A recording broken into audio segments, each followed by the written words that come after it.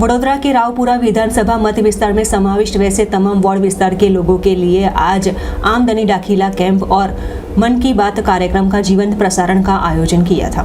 वडोदरा के रावपुरा विधानसभा मत विस्तार में समाविष्ट वैसे इलेक्शन वार्ड नंबर 1, 2, 3, 7, 14, 15 और 16 विस्तार के लोगों के लिए आज आमदनी दाखिला कैंप का आयोजन किया गया, जहां आज रविवार को एमसी हाई स्कूल सलाटवाड़ा विस्तार में आमदनी दाखिला कैंप का आयोजन करते हुए स्थानिक विस्तार के लोगों ने ये कैंप का लाभ लिया था। साथ ही आज महीने के आखिरी रविवार पर मन की बात कार्यक्रम का जीवंत प्रसारण का भी आयोजन करते हुए इस मौके पर विधानसभा के मुख्य दंडक बालकृष्ण शुक्ल उपस्थित रहे थे। रावपुरा विधानसभा विस्तारना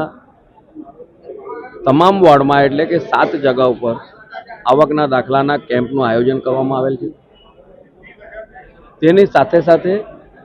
વોર્ડ નંબર 7માં સલાટવાડા વિસ્તારમાં આવેલ એમસીઆઈ સ્કૂલ ખાતે જે કેમ્પનું આયોજન કરવામાં આવેલ છે, ત્યાં જ માનનીય વડાપ્રધાન શ્રી નરેન્દ્રભાઈ મોદીજીના 109મા મન કી બાતના કાર્યક્રમનું પણ જીવંત પ્રસારણ કરવામાં આવ્યું હતું અને તેમાં તમામ મતદારો અને નાગરિકોની સાથે આ વિસ્તારના અમારા નેતા ભારતીય જનતા પાર્ટીના પૂર્વ મહામંત્રી માનનીય સદાનંદભાઈ સાથે પાર્ટીના મંત્રી દીપકભાઈ પડિયાર, પાર્ટીના આ વોર્ડના અધ્યક્ષ ક્રિનલભાઈ, આ વિસ્તારના અમારા કાઉન્સિલર બહેનો શ્વેતાબેન અને ભૂમિકાબેન અને સાથે તમામ પાર્ટીના કાર્યકર્તાઓની સાથે મન કી બાતનો કાર્યક્રમ જોયો। આપના માધ્યમથી તમામ નાગરિકોને, ખાસ કરીને રાવપુરા વિધાનસભા વિસ્તારના તમામ નાગરિકોને વિનંતી કરું છું કે આજે જે આપણે આવકના દાખલાનો એક કેમ્પ થયો છે એ જ જગ્યા ઉપર આવતા દિવસોમાં એટલે આવતા મહિને જે કામ માટે આપણે આવકનો દાખલો લીધો છે, જે સર્ટિફિકેટ માટે આપણે આવકનો દાખલો લીધો છે, પછી મા અમૃતમ કાર્ડ હોય કે રેશન કાર્ડ કોઈ પણ, એ તમામ સુવિધાઓ જે તે જગ્યા પર જ આપને મળશે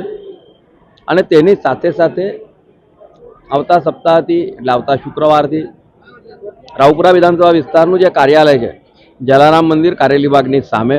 સન એન્ક્લેવ ખાતે, ત્યાં દર શુક્રવારે આધાર કાર્ડની પણ સરકારની જે પ્રક્રિયા છે તમામ પ્રક્રિયાઓ ત્યાં થશે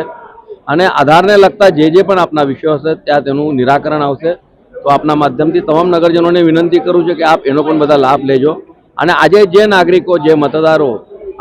આવકના દાખલાથી વંચિત રહ્યા હશે તો આપના વિસ્તારના અમારા કોઈ પણ ચૂંટાયેલા પ્રતિનિધિ, સંગઠનના પ્રતિનિધિ,